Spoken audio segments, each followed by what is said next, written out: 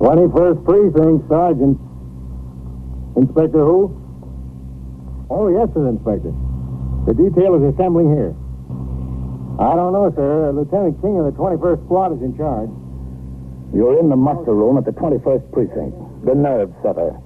An important case is about to break. Superior officers have been notified. They're assembling from their homes, from social functions, from all over the city. You will follow the action taken pursuant to these notifications from this minute until the final report is written in the 124 room at the 21st Precinct. Yes, sir. The brass has all been notified. They can start out any time. Yes, sir, any time now. 21st Precinct. It's just lines on a map of the city of New York. Most of the 173,000 people wedged into the 9/10 of a square mile between Fifth Avenue and the East River wouldn't know if you asked them that they lived or worked in the 21st. Whether they know it or not, the security of their persons, their homes, and their property is my job. My job and the job of 160 patrolmen, 11 sergeants, and 4 lieutenants, of whom I'm the boss. My name is Kennelly, Frank Kennelly. I'm captain in command of the 21st.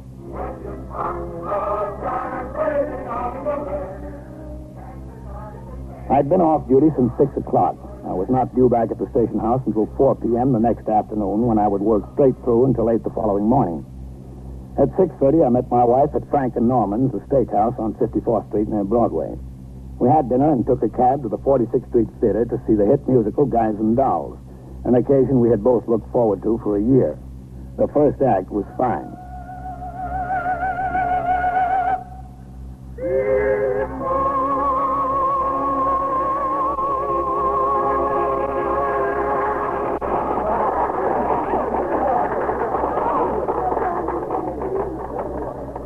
Wonderful, Frank. This is wonderful. I love it. Well, it's certainly been worth waiting for. You want a cigarette? We go down to the lounge. All right. I want to call in anyway. Oh, excuse us, please. I'm sorry. Pardon us, please. I beg your pardon. Thank you. Watch your step now, Ellen. I feel like dancing up the aisle. Da-da-dee-da-dum, da-da. I can hardly wait for the second act. Well, 10 minutes isn't such a long time. According to the Manual of Procedure, a precinct commander, although off duty, is never relieved of the responsibility of his command. Consequently, he's obliged to keep the desk officer informed regarding his whereabouts. If he's beyond the reach of a telephone, he's required to call in at frequent intervals to be notified of any matter that would require his attention. Ellen and I went downstairs to the theater lounge. I offered her a cigarette, lit one for myself. Then I stepped into the phone booth.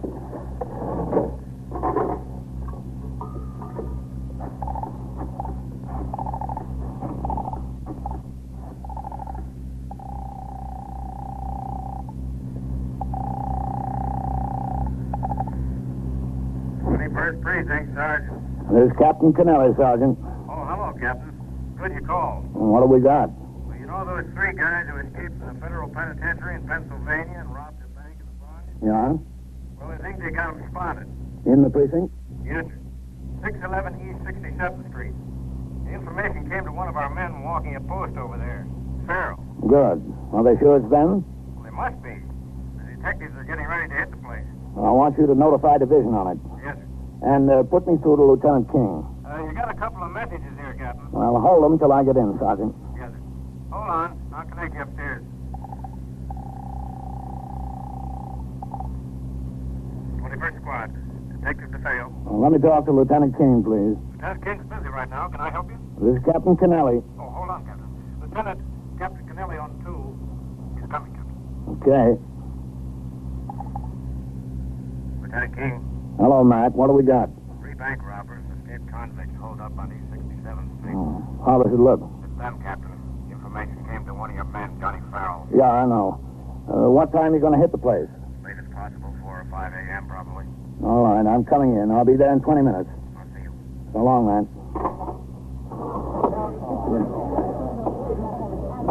Frank, that took long enough. Did it? What happened? Did the roof fall in, as you always say? Well, I got to go in, Ellen. Oh, Frank. Now, you stay and see the rest of the show. But it'll be over at 11 o'clock. Can't you stop by on your way home? No, this is important. Here's the car check, honey. You know the garage is parked in on 53rd. And what time do you think you'll be home? Oh, I don't know. Haven't any idea. I'm sorry, honey. Sorry to have to ruin your evening. Why can't it ever happen when we're not having a good time? Beats me, honey. I'll see you at home. Good night, Frank. After 16 years in the job, Ellen was used to that sort of thing. She didn't complain. She just made the best of it. I went up to the street and flagged a cab to take me to the station house. Traffic across town was light. Cab had me in front of the station house in less than 10 minutes. I saw 2 patrol cars parked at the curb. One was ours, the other belonged to ESD. The street was quiet. I walked up the worn granite steps of the station house and into the muster room. At the desk, Lieutenant Gorman was booking a prisoner in the custody of a detective I didn't know. Suspect looked like an addict. The detective must have been from the narcotics squad. A half-dozen patrolmen were gathered in a group at the far end of the muster room, talking quietly. I walked over to the far end of the desk where Sergeant Klein was on the boxes. Hello, Captain. Who are those men, Sergeant? Oh, them? They were sent in here from the 19th and 23rd on special detail. You know, for the raid. Excuse me, Captain. Yeah. 21st Precinct, Sergeant. Yeah, where are you? Well, listen, walk around the corner to 331 and see the super.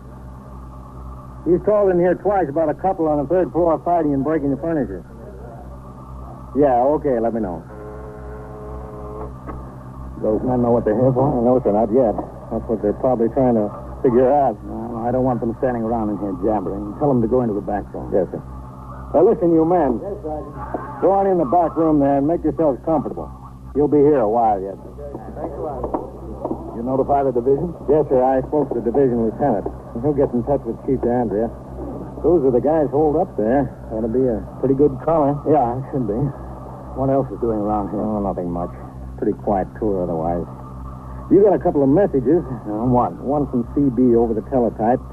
A meeting of all precinct commanders in the lineup room at 2:40, Wednesday, 9 a.m. I left the communication on your desk. Okay. A fellow named Fox called twice. He wouldn't give his first name. He wanted your home number. I asked him what it was about. He said it was personal. I didn't give him your number. I told him you were due back on at 4 o'clock tomorrow afternoon. He'll call in. All right, I'm going upstairs. Captain. Yeah? It was Johnny Farrell who got the information. Yeah, you told me that. Did I? Oh, yeah. Where is Farrell? On post? No, sir. Lieutenant King said that since it was his line, he could come along when they hit the place. He changed to civilian clothes and he's upstairs. I put Melito on his post. All right, I'll check with you later. Yes. I left the muster room and headed toward the stairs to the 21st Squad on the 2nd floor. In the back room, the special details from the 19th and 23rd were gathered around in little groups whispering, wondering what their job for the night would be. On the way upstairs, I grinned at the way everyone was so careful to point out that the information on the 3 bank robber escapees came to Patrolman Johnny Farrell. Johnny Farrell had been caught smoking on post by his sergeant the night before. The report was on my desk for disciplinary action. Inside the 21st Squad, 9 or 10 detectives were standing around in small groups. I recognized a few of them as men who worked out of the 21st. The others had been brought in from Detective District Headquarters and from the main office. In a corner near the fingerprint stand, sitting all by himself, was Patrolman Johnny Farrell. Hi, Captain. Hi. Hello, Johnny. Hello, Captain. Well, looks like a big night. Yes, sir. How'd you have to get a line on these boys? No way in particular. Just threw a kid on the block there, a kid named Wano. Yeah? Smoke, Johnny? Thanks. You know, I was going to give him up after last night. You should. Thanks. It's kind of hard. Yeah, it is. Well, this kid, he's kind of little for his age, 13 or 14. He's not so good with the English.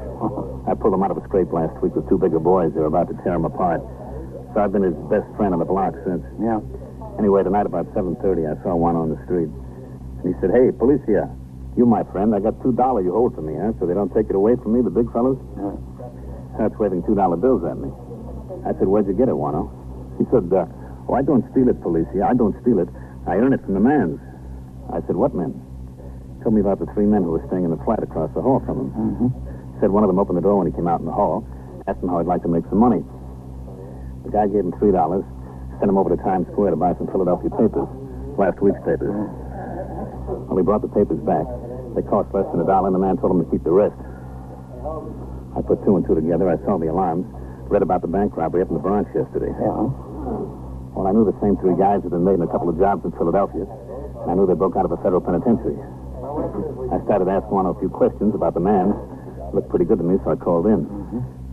Told Sergeant Klein about it. He connected me with Lieutenant King up here. Guess it looked pretty good to him, too. He told me to come in and bring Wano, and that's it. Where's this kid, Wano? Oh, well, Lieutenant King didn't want him on the block tonight. The lieutenant was going up to the stadium with his brother. His brother works for Con Ed. Yeah. When this came up, he couldn't go. So he had his brother take the kid on the other ticket. Wano thought that was a great idea. I do, too. How'd they make sure it's the right three? Well, after Lieutenant King talked to Wano for a while, he sent one of his men over and got the super of the building and somebody else, another neighbor, in here. Super had gotten a good look at one of them, so it's definite. Good. Good work, Johnny. I understand you're going along when we hit the place. You bet. Okay, I'm going in to talk to Lieutenant King. Who's that in there with him? That's a super captain. I think he's getting a layout of the building, you know. Yeah, all right, I'll see you. And, do your smoking at the right time, will you? Yeah, Captain. Sure. Oh, Matt. Oh, hello, Captain. Come in. Want to shut the door? Yeah. This is Mr. Albert Acosta, Captain Kennelly. All right, glad to know you. How are you? Mr. Acosta's the super for both 609 and 611. Yeah, that's right. We're just going over the layout of the buildings in that flat. They're in 611? Yeah, that's right, on the top floor. Fourth floor rear. Let's see if I got this straight now. Both 609 and 611 are four-story buildings. The building to the east, 613, is 5 stories. Yeah, that's right, but that's not my building, 613. Does the fire escape, do all the fire escapes go all the way up to the roof, Mr. Acosta? Oh, yeah, that's right, up to the roof and down to the ground. And from the window of the flat they're in? Yeah, that's right. Your roofs are on the same level? The same level, yeah. They're both 4 stories. What separates the two buildings on the roof? Oh, a little brick wall, this high. 3 feet high? Oh, 3 feet, 3.5 feet, something. And the roof to 613? That's not my building. But it's 5 stories high. Yeah, 613. Then in other words, from the roof of 611, you can't get to the roof of 613. There's a wall 10 or 12 feet high. Yeah, that's right, 10, 12, 14 feet, something. No windows in that wall? Let's see, no windows. Anything on your roof? Well, nothing, television area. All right, Mr. Costa. I want to talk to you again later. You hungry? You want something to eat? Could I get a can of beer? Well, the luncheonette we take from doesn't have beer. Oh. All right, coffee. Coffee and a Danish. Whitey, take care of Mr. Costa, will you? Send down for what he wants to eat. Right. That detective over there will take care of you, Mr. Costa. Okay, glad to know you, Captain. Yeah, same here. Well, how does it look, man? Sam, there's no doubt about it. In addition to the kid and the super, we found 3 people who made the pictures. All of them? No, just one. Just one goes out in the street, but one's good enough for me. This one. Carl Ross. If he's identified and there's 2 more guys in the flat, it's got to be the others. Whose flat is it? Did they rent it? No, it belongs to a couple of sisters, Marie and Lois Dunny. Acosta says they've been living there for 3 or 4 years. The one sister, Marie, has been in Bellevue Hospital for months, 6 weeks. Alcoholic ward. Oh. They're young, too, in their 20s. The other sister, Lois, is still living there. Acosta says he thinks she works as a waitress someplace, doesn't know where. Is she up in the flat now? Beats me, Captain. Nobody has gone out or come in since we got onto this thing. Got the place staked out. 2 neighbors that know her with the officers. They haven't seen her. Well, how about Bellevue? Is she down visiting her sister? Well, we checked that out, too. Got a man there. Well, how are you going to hit him? There's 3 rooms in that flat. It's in the back of the building and on the top floor. These boys are tough. There's no question about that. They had 2 guns apiece when they hit that bank. They roughed up a lot of people around Philadelphia. They were doing 25 years each when they broke. They're not going to sit still for a collar. It's going to be a hot one. Well, if they're on the top floor, you can't put anyone on the roof of 611. They'll be heard walking around. I know. We'll have men on the roofs of 609 and 613 in case they come up the fire escape. Well, that's the way they'll probably go when they hear the law at the front door. Who's going to hit the door? Myself, Johnny Farrell, if he wants to. You want to. And 1 or 2 others. Including me? Yes, sir. I've got 2 men from the emergency squad detailed. They'll be there with access to work in the door if they give it a fight. All right. What time? I figure 4 a.m. There'll be less people on the street and less people up and around in the building. Also, these guys might be sound asleep by then. If we can nail them when they're asleep, or at least sleepy, there's not so much chance of fireworks. How about your notifications? They're all made. The brass will start streaming in here about midnight. There's 6 or 8 cops from the 19th and 23rd. They're in the back room now. Yeah, I know. How much of the show did you get to see? It's a shame. Come in. Lieutenant, Whitey says the was on 3. He wants to talk to you. Okay, thanks. Yep. 21st Squad, Lieutenant King. Hey, Lieutenant. Yeah, Dee. We got the girl at Lois Denny. We got her as she was walking into the house. Good, Dee. Fine. It's not so fine, Lieutenant. She told me they were expecting her home at 11 o'clock.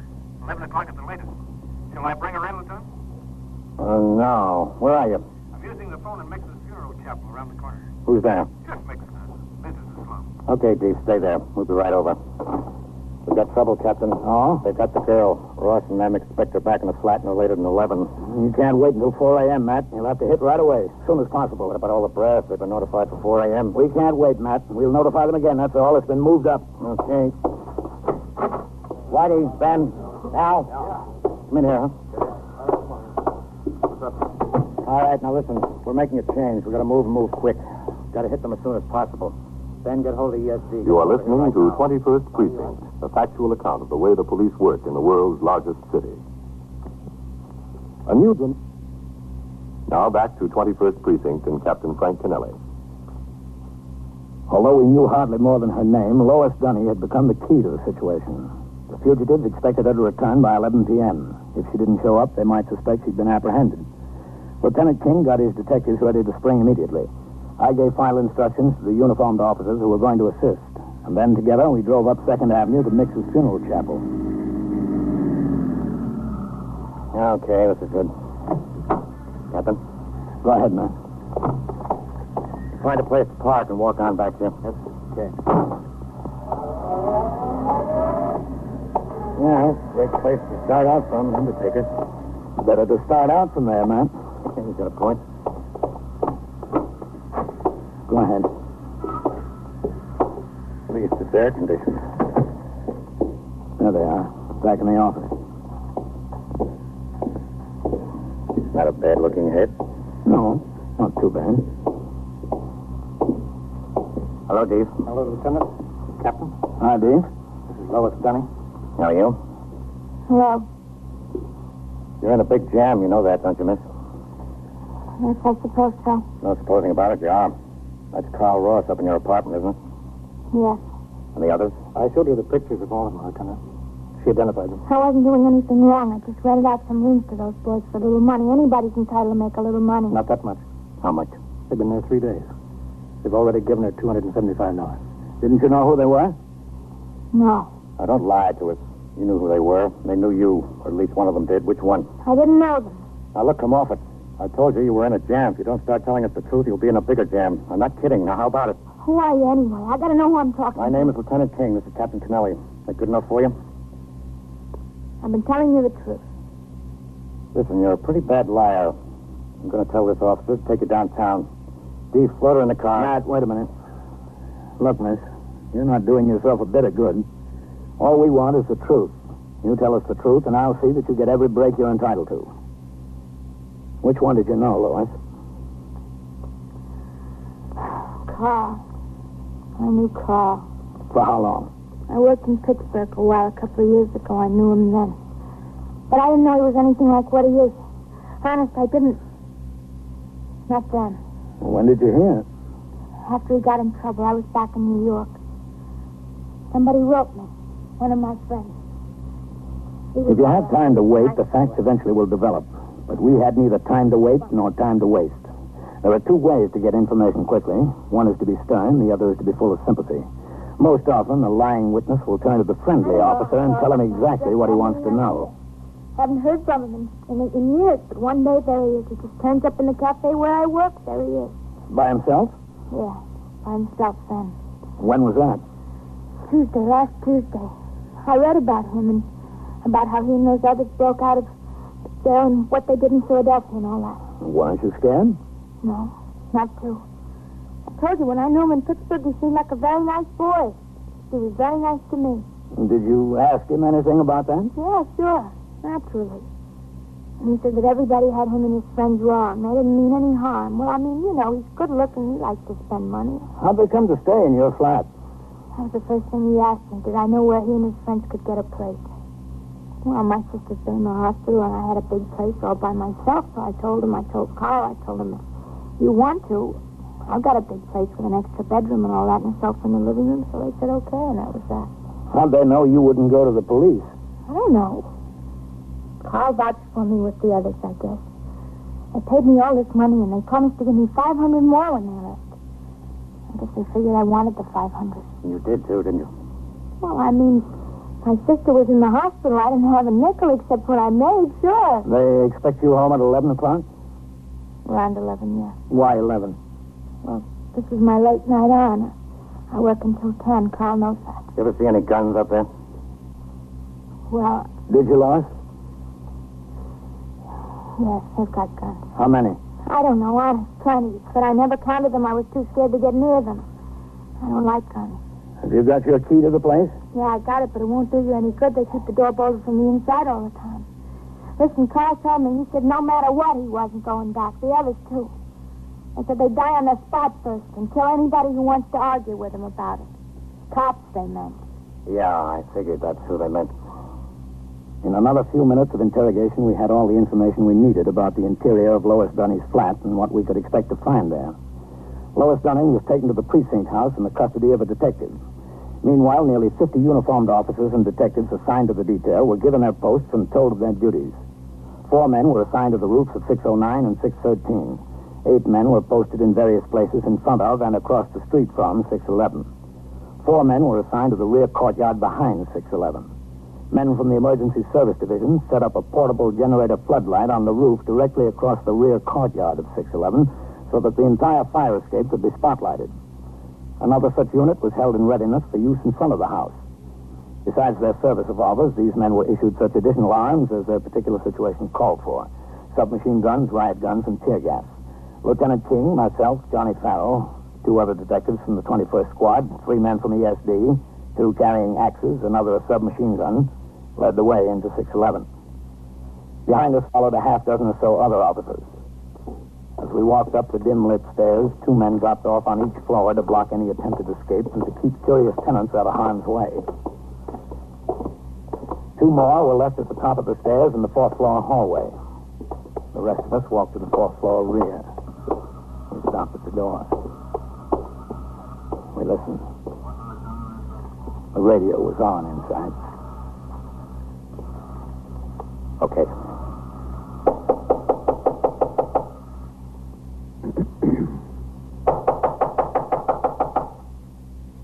Who is it, Lois? We're police officers. Open up. It's cops to the east. All right, Open up, police officers.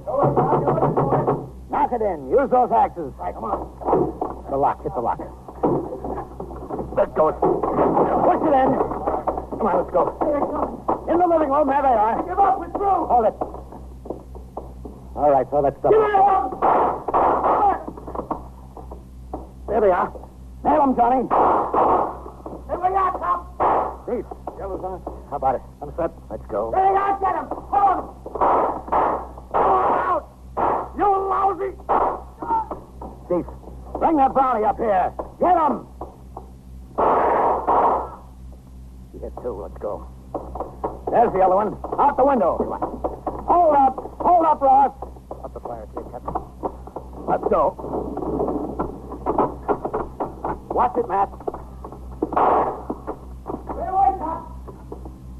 You okay, Matt? Yeah, I'm okay. Watch it up there, men. One's on his way up. Just one.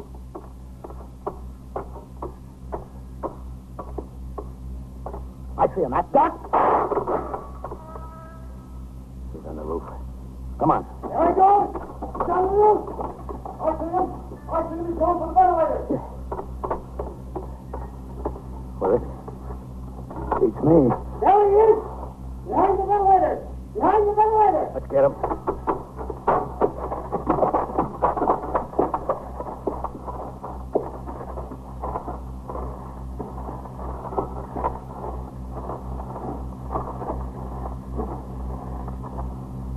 What do you say, Ross? What do you say? All right. Too many of you. Too many of you. Throw that gun out here. All right, you men. Put your light on the ventilator. That's fine. That's it. Throw it out here, Ross. All right. Here it comes. Okay, let's go. Watch him. We should have another one. Stand there, Ross. Get up again. All right. Take it easy. Nothing on him. Too many of you. There's too many of you. Maybe. But now at least there's 3 less like you. The toll was heavy. 2 of the 3 fugitives were dead on the floor of the living room. Ross had a bullet through his shoulder. They weren't the only ones. Detective Carmine DeFeo, 21st Squad, dead. Patrolman John Farrell, 21st Precinct, wounded. 45 slug in the left hip. Patrolman Ezra Davis, Emergency Service Squad number 4, wounded. 38 slug through the left hand. The medical examiner and ambulances were summoned. The top command of both the uniformed and detective divisions came to the scene. At 2:15 a.m., I arrived back at the station house. There, I approved the unusual occurrence report and checked on the notification of the relatives of the wounded personnel under my command. At 2:35 a.m., conferences were held in my office with the top commanders of the department in connection with a special report concerning the incident. Subsequently, the press sought additional material and photographs. At 3:50, I signed the blotter and left the precinct house. Deputy Chief Inspector DeAndrea gave me a ride as far as Kew Gardens. There, I got a cab and went home. At 4:40 a.m., I unlocked the front door of the house as quietly as I could manage. I walked through the living room into the bedroom.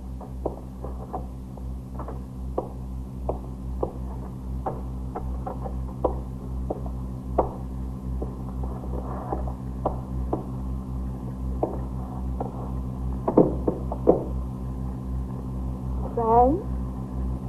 Yeah, honey? Oh, what time is it? Late. Are you tired? Yep, kind of.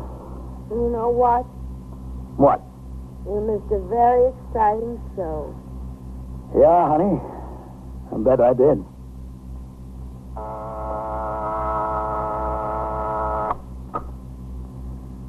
First Precinct, Sergeant. Where do you need an ambulance? 822? Is that in the building or on the street? What apartment number? What's the trouble there? How was he hurt? Was he stabbed? Incidents portrayed tonight on 21st Precinct occurred last year. Names were changed to protect the interests of persons involved. 21st Precinct is presented with the official cooperation of the Patrolmen's Benevolent Association of the City of New York. Everett Sloan in the role of Captain Kennelly, Ken Lynch as Lieutenant King. Featured in tonight's cast were Joan Loring and Barbara Weeks, Lawson Zerbe, Bill Lipton, Wendell Holmes, and Mandel Kramer. Written and directed by Stanley Niss, produced for CBS Radio by John Ayers. Art Hannah speaking. This is the CBS Radio Network.